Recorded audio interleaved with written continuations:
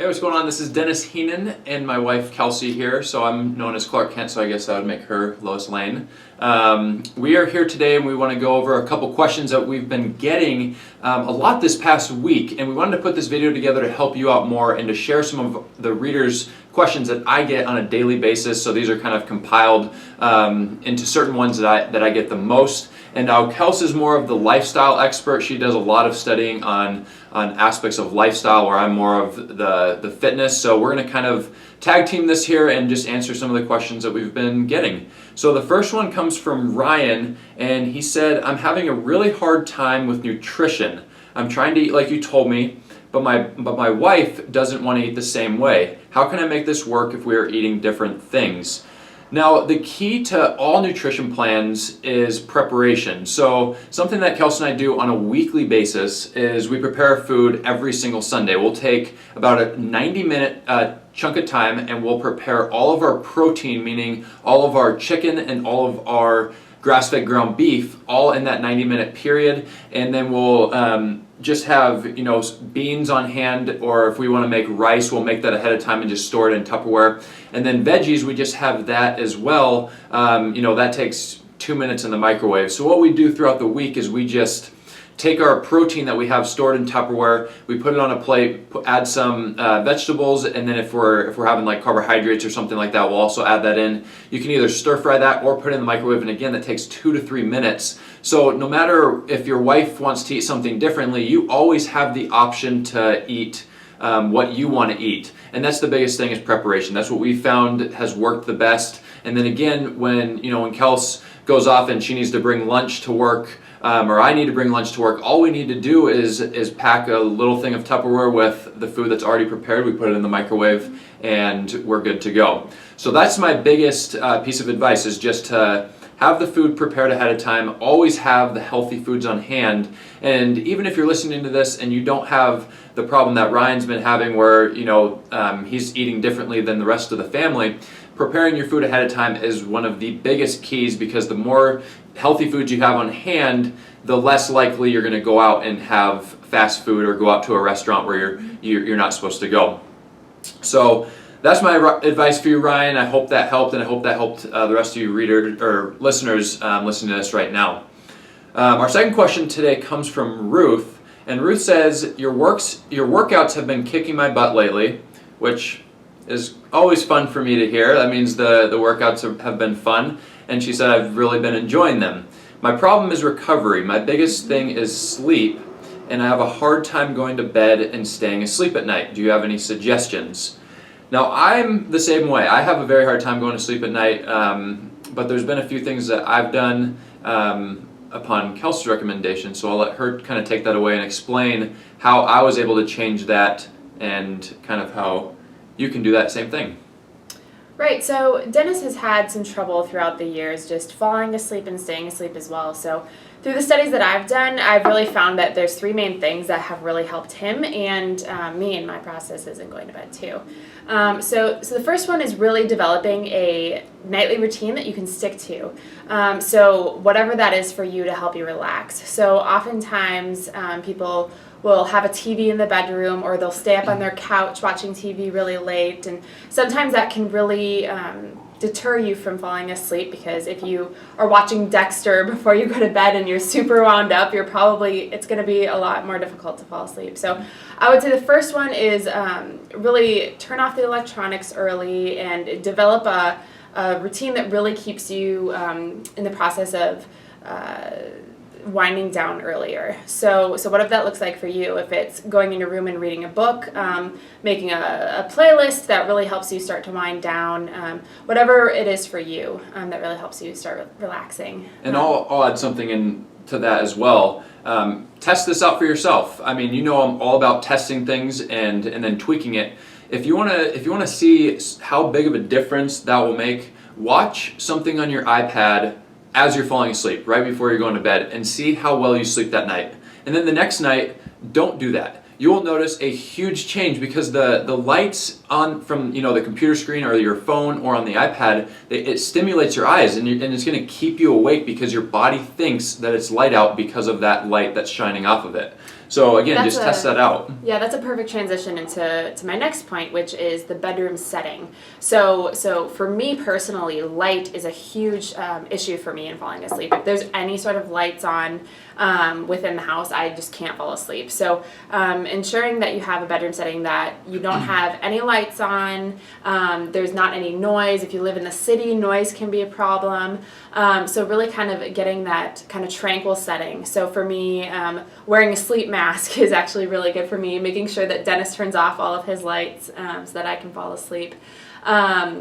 And also, white noise has been really helpful too. There's this app called Sleep Pillow. It's a free app on your phone, and I play this rain-making noise for an hour every night before I go to bed, and I fall asleep just like that. And so that's been really helpful too. So making sure that you just have a relaxing and tranquil setting as you go to bed is really helpful. And a big thing too is with having electronics in the room, if you're someone that is going to, you hear your phone buzz, or you hear it, or you see it light up out of the corner of your eye and you're tempted to check that, just take those out of the room and just get a regular alarm clock. You can get those at Target for $10, and that keeps your phone, and it keeps the thought of even checking your phone out of your mind, because once you get in your bedroom, it's time to sleep. You're doing one thing when you get in there. Absolutely. And the last big thing in helping you kind of fall asleep and stay asleep throughout the night, one thing that I've done research on is just different types of things that you can ingest. So one of the things is taking a tablespoon of honey before you go to bed. So what Dennis likes to do is make his own tea using hot water, a tablespoon of honey, and then how much? About a tablespoon or two of apple cider vinegar. It smells bad. She can't stand the smell of it, but again, it really helps. It sounds very weird. It's a weird combination, but the carbohydrates and sugars that you'll get from the honey, it helps you stay asleep throughout the night. And just test this for yourself again. And then the apple cider vinegar is just a great digestive aid. So again, that's just something I like to add in there. Another thing that you can add in too is just melatonin, which it kind of like signals the body that it's time to shut down and it's time to go to get ready for bed. Right. Yeah. So like Dennis said, just test for a week different types of things. So you could try it with the apple cider vinegar. Personally, it makes me want to throw up, but it really works great for Dennis. So what I do is I use just chamomile tea with a tablespoon of honey before bed every night, and that works for me. So everybody's body is different, everyone's needs are different, and so just really experiment with what helps you the most. Yeah, I mean, that's what it's all about. Just test it out. And again, we've tried the last 3 weeks now. We've eliminated TV. It's just something we're trying to focus on reading more and things like that, and it's been a huge help with just trying to fall asleep. And the one night that we did watch a movie, I had a hard time falling asleep afterwards. So I mean, it does make a big difference. Give it a few days, and you'll really see the benefit from that to help again with that recovery, because that is so important. All right, our next question comes from Margaret. We have two left. So Margaret says, I have just started your superhero program and am really sore afterwards. When will this go away? That's a really good question. A lot of times if you haven't worked out in a while, you're going to get sore after workouts, especially if you're using muscles that you haven't used in a long time. Now my recommendation is, if you haven't worked out in a few months or even a few weeks, is to cut down the workouts some in order to to eliminate a lot of that soreness. So if the workout on the superhero program, I'm assuming she's referring to the superhero body program, if the workouts are calling for you to do three full circuits and you haven't worked out in a long time, maybe just do one circuit of the first one and one circuit of the second one. That'll cut the workout down. You'll still get a great workout in, and you'll still feel a little bit of soreness, but it'll eliminate the major soreness. As I'm reading this, I saw that she capitalized really with all caps. So again, yeah, just go at your own pace, go at your own level, and don't push crazy hard, especially in the beginning. You want to build up to going longer and longer workouts, and so again, just cut it down to one, maybe two circuits when you're just starting out if you haven't worked out in a while. Our final question comes from John, and he says, what are your thoughts about working out every day? I love the superhero workouts, but want to do more. Oh, this is one I go back and forth with a lot, because I'm right there with you, John. I love working out. However, I do think, again, depending on your fitness level, that 5 to 6 days is the max amount of days that you should be working out.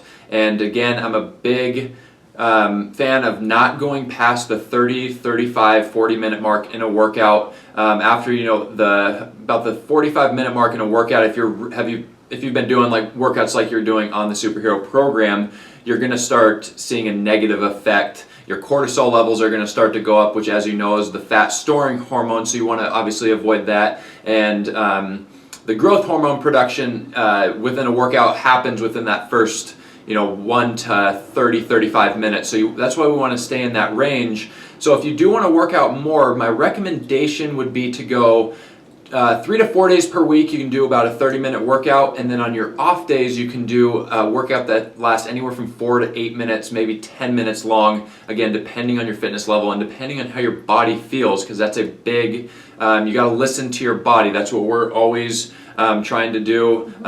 Because again, if your body's super sore, you probably don't want to go through a crazy hard workout that day, because that's an injury waiting to happen, and that's going to make you just not look forward to your workouts. You want to look forward to them. So again, listen to your body and find the workouts that are going to work for you. Again, don't go past the 6 days per week. Always have at least one full day where you're taking off. Again, you can walk or go for a hike and things like that. But that's my recommendation. Did you want to add anything to that? I guess it also just depends on where you're at in life. If you're a college athlete, you probably need something a lot more intense, a lot more frequent than someone who just really is trying to get in the best shape of their life, but you're 55 years old. Mm-hmm. So I think that also plays into it, also what your goals are and what you're reaching towards. Yeah, and if you're in college and you're an athlete, you're obviously going to be working out more, and your workout's going to be more intense. And then in terms of what Kels was saying, like if you're 55 and want to get in the best shape of your life, the best way to do that is to build up into going 5 to 6 days per week. Start out with 2 to 3 days per week. Make sure you're walking every day, staying very active, and then as time goes on, as those weeks go on, you'll notice that your body's going to start adapting. So then you can add in more workouts, even if they are 4 to 8 minutes to 10 minutes on your off days. Because as we've noticed, we've been testing a whole bunch of workouts lately, and I mean, you can get an awesome workout done in about 8 minutes, and you won't want to do another workout for at least a day or two. But anyways, that's my answer. Just be sure to listen to your body. That's the biggest thing, and just go after your goals, push hard, but again, you want to listen and be present, and listening to the soreness that's happening within your body. Yeah. So those are our questions for this week. I hope you guys learned something. Hope you enjoyed this. Thank you for joining us with our coffee today. Again, we'll be back next week with more of your questions. Hope you have a great rest of the weekend, and we'll talk soon. Thanks.